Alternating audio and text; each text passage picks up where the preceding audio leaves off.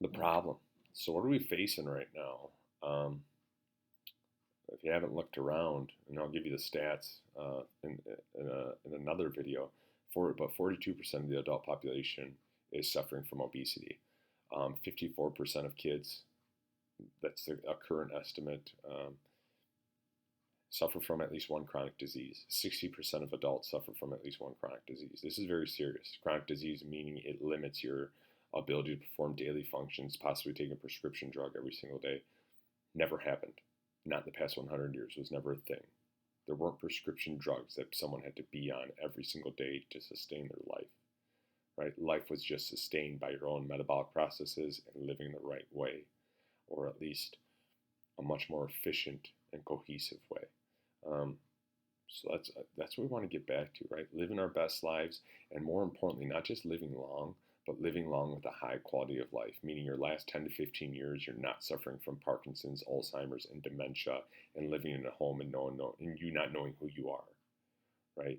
This is so you go out with some dignity, with some grace, and you go out a long time from now. Ultra-processed foods. They're low in fiber, vitamins, and minerals. So right there, low in fiber, they ain't feeding your gut. Your gut's going to start eating your bacteria in your intestines are going to start eating you. Your mucosal lining, then your epithelial cells cause a lot of issues.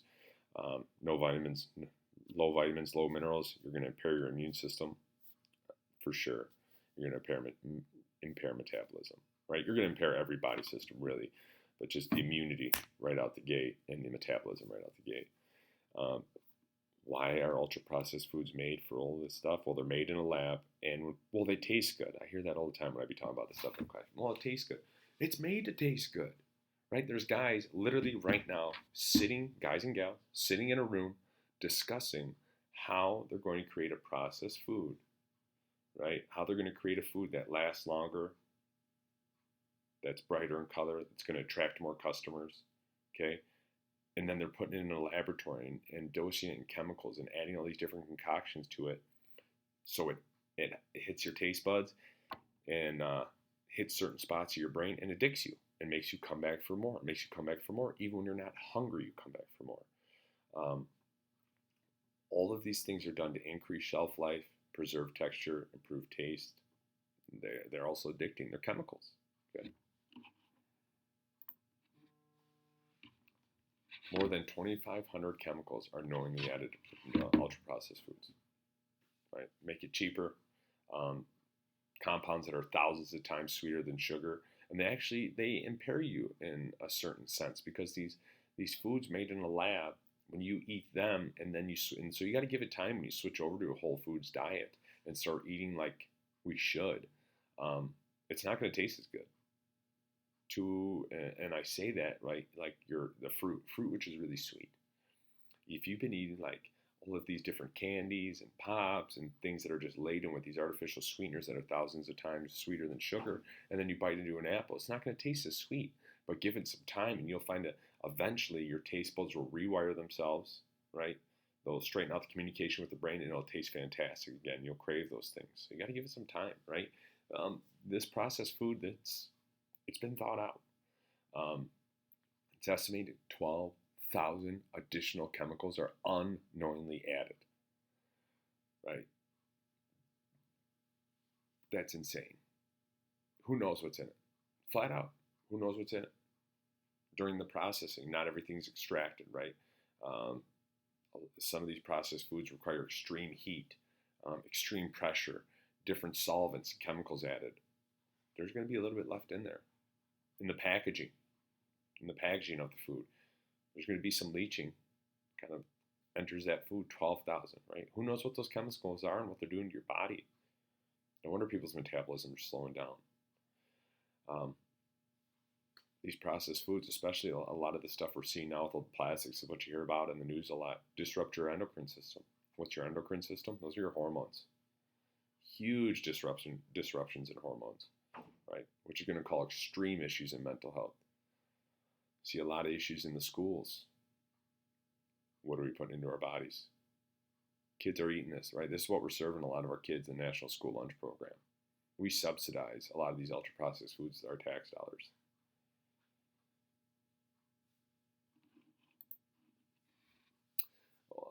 this is just a little bit of information here. This is called a GRAS, G-R-A-S, generally recognized as safe. So if a ingredient is determined to be generally recognized as safe, it does not require pre-market approval. You can add it to the food. How does an additive get recognized as GRAS, generally recognized as safe for human consumption? A qualified expert could determine it's safe, whatever that means, right? We think experts, your mind goes probably to the best place. Like, oh, this person really has my best interest at heart. When in actuality, that person might be being paid by someone who's has a vested interest in that product. GRAS status can be earned when a company, right? A company performs an experiment, completes the experiment with no third-party eyes, no one else watching them, right? And then reports their data to the FDA for approval. Does that make sense? The company who's got an invested interest, who's spent probably millions of dollars trying to create this product, can then just run its own test, its own study, and send that off to the government and get approved. Right? That's suspect at the very least. Maybe they are being truthful, but it sounds like there could be some fraudulent data and some bias there, because you might really want that product to pass so you can make some money. One of those products, right, that makes me question this or brings me to this conclusion, trans fats. They were first reported to be detrimental to human health in the 1970s. And it wasn't until 2015 where they were going to be taken off the GRAS list. And it wasn't until it was either 2020 or 2021 where they are no longer allowed to be in food. And this is where that structure dictates function. In reality, these are very similar chemical compositions, right? But what they did is they took one of those bonds and they changed the structure of it, right? They got rid of one of those double bonds, okay?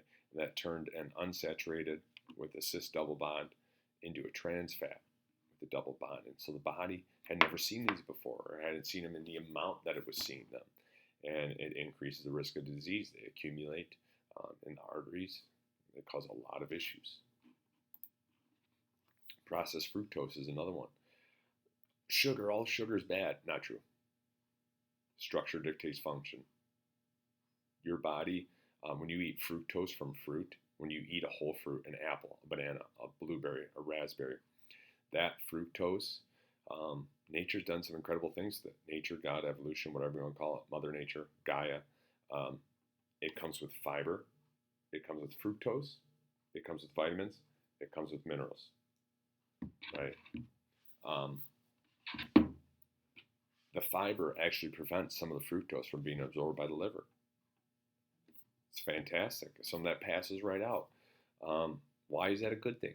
Your liver can only turn so much fructose into glucose. It is a complete misconception that fructose is converted to glucose, or that all the sugar is the same. Nothing's like glucose. Glucose is converted to ATP, which powers all living things. Fructose, they say, right, 20%, 15 to 20% of the fructose you take in, right? That's highly variable, really. 15 to 20% of the fructose you take in can be converted into glucose. The remaining fructose is converted into fat and stored in the liver, and that's what's causing this massive increase that we're seeing in children of non-alcoholic fatty liver disease. Right before this high fructose diet, fatty liver disease was only seen in alcoholics. Once we started giving kids a bunch of candy, adding fructose to everything, and then giving them pop, now you have a lot of children with fatty liver disease. And why is that an issue? Well, your liver is where you store all your fat-soluble vitamins. So now you've just impaired fat-soluble vitamin storage, jacking your metabolism. Your liver now, because it's fat, is less efficient at filtering toxins. So now you're no longer able to detoxify efficiently, right? But it's really both ways, right? Your liver can't detoxify, and your fat-soluble vitamins can't perform their immune functions and their detoxification jobs. Everything's disrupted simply from eating and drinking fructose, drinking worse than anything.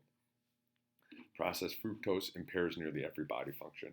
It increases inflammation, which leads to every other disease. It increases the development of fat, lipogenesis. It creates new fat cells, metabolic dysfunction, changes in the gut microbiome. And then it's actually been shown to dehydrate, high fructose dehydrates, because your body requires water to break this thing down. And it decreases calcium, so it could be making your bones weaker, exposing you to osteoporosis, osteopenia, and it decreases vitamin D levels. Again, disrupting your immunity. The dyes, the additives. A number of artificial dyes are banned in other countries, and yet we still have them in our food here, as well as we serve them to kids at lunch, and then we wonder why there are behavioral issues in school. And not just at lunch, right? The National School Lunch Program offers breakfast now as well. I learned a lot about this as part of my my Ph.D. I chose the National School Lunch Program to kind of to look at and not necessarily evaluate, but to describe and write about. And I was shocked. Preservatives include a whole list of chemicals, synthetic antioxidants, anti-staling agents, antibiotics, all things which could impact all things which do impact the microbiome. There's a lot of preservatives on the GRAS list, right? Why are they on the GRAS list, or why is it not being? Why are there no red flags? How come everyone's missing this? How did you figure this out? I didn't. I just accumulated information, all of these sources, learned from others. Big belief in Dr. Lustig, who kind of conveyed this in some of the YouTube lectures I've watched and the books I've read by him.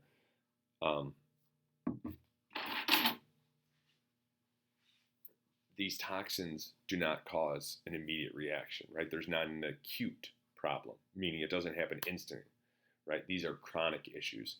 So when we do these studies, they're only looking at what happens when someone ingests this toxin, maybe a couple days or weeks. We're not looking at what happens when someone's ingesting these things daily over years. This is not an immediate issue. Your body can respond and adapt to immediate inflammation. What happens when it's long-term? That's what's causing these problems. The chronic inflammation caused by all these preservatives, all these processed foods. That's why they make it through the GRAS list. That's why they're approved for human consumption. They don't cause immediate toxicity. They continue to increase the toxicity, and then eventually you hit a threshold. Once you hit that threshold, that's when disease starts. Glyphosate, huge issue in our ultra-processed foods.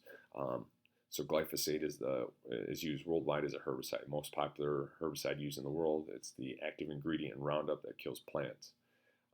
It's also used as a drying agent, despite being highly inflammatory, cancer-causing to our microbiome. Glyphosate is sprayed as a drying agent. So even when it's labeled as non-GMO, and this was mind-blowing to me, even non-GMO oats, wheat, those type of things with the butterfly logo can still be behind glyphosate because they spray glyphosate as a drying agent to increase yields. Again, trying to make more money, bigger turnaround. They spray it on there. Glyphosate residues are found on glyphosate-tolerant crops. So what are glyphosate-tolerant crops? Those are bioengineered foods. Those are GMOs, genetically modified organisms. They have glyphosate literally inserted into their DNA. They've been modified genetically. So they have a bit of their DNA, that glyphosate has been input in there. And that's was originally from a bacteria. How does your body integrate that? Your body breaks everything down and reuses it. How is your body reusing DNA, plant materials that have glyphosate built into their genome?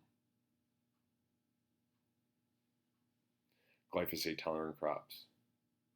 It's interesting. Okay. Glyphosate was originally invented as a chelator. So it wasn't actually a herbicide. It was invented as a chelator. And what a chelator is, it's a chemical that when traveling through a tube, it will basically grab onto minerals. It binds to them and makes them inaccessible to the system. So if you were to put it put it through some pipes, the glyphosate would bind to loose minerals and usher them out of the pipe. Well, your intestines are a long pipe. Your vitamins and minerals are there, right, being produced by the gut bacteria. So not only does glyphosate directly impact the gut bacteria, but it also impacts them, secondarily by grabbing what vitamins and minerals you do have and excreting them out of your body, making them inaccessible for the bacteria to use them and for you to use them, right? And again, this impacts metabolism. It slows your metabolism, weight gain. So how does glyphosate, how is it used? Why is it the most potent herbicide used? So glyphosate, it inhibits what is known as the shikimic pathway, and that's in plants and bacteria. So that's why glyphosate was thought to be safe for human consumption, because we're not bacteria or plants. But we rely on bacteria to produce our vitamins and minerals. So if we're killing them, probably not a good thing, as you can see with the correlation of disease we have in our population. But the shikimic pathway is what is used to produce amino acids, vitamin K. If you see that there in red, what amino acid is that? It's used to produce tryptophan. What's tryptophan converted into, if you remember from the background video?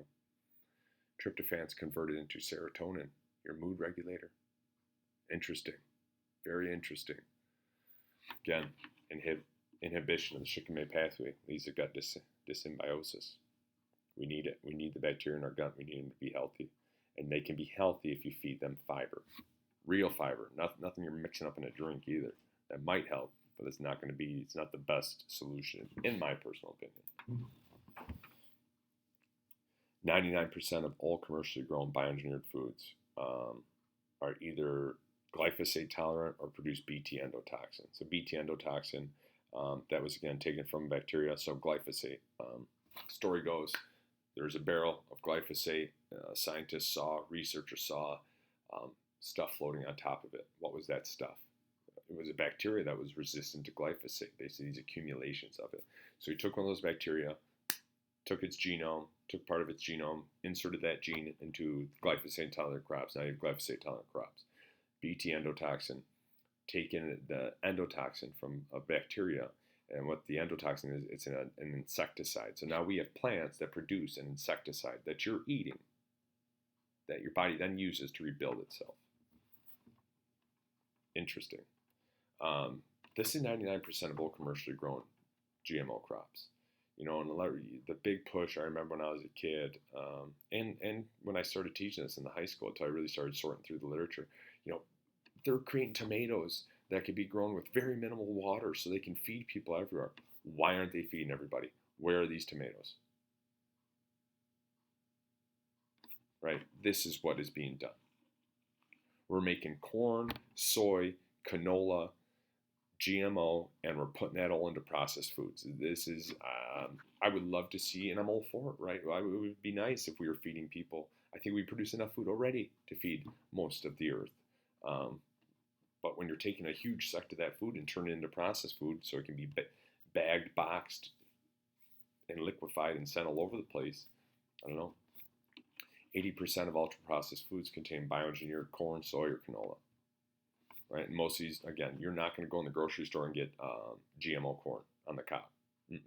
That corn is being turned into corn syrup, high fructose corn syrup, oils, emulsifiers, other additives, you name it. They're being turned into food-like products. Disease. Check this study out, 2014 Study Journal of Organic Systems. 22. Glyphosate and bioengineered corn and soy were strongly correlated with 22 different diseases. Hugely impactful in my mind. Hugely impactful. Cancer, cognitive dysfunctions, obesity, stroke, hypertension, inflammatory bowel issues, autism, right? All of it. Standard American diet. That's what they're calling this now. The way a lot of us eat. Which is really just the consumption of ultra-processed foods. High amounts of ultra-processed sweeteners, refined carbohydrates, and fats. Increases inflammation, decreases healing. Again, it's abbreviated SAD, Standard American Diet. We're going to change that standard. So the big issue, this is where the majority of our healthcare bill comes from. Tax dollars going to healthcare is metabolic syndrome. So it's the presence of 3 of the 5 characteristics or symptoms or traits. Insulin resistance, Big belly fat, that's visceral obesity. Big belly fat, believe it or not, where you store your fat actually increases your risk of disease versus not. If you store a lot of your fat in your butt or your arms, um, it doesn't it doesn't increase your risk of disease as much as visceral obesity does, which is big belly fat. High triglycerides and hypertension create metabolic disease. 1 in 3 American adults have metabolic syndrome. Crazy.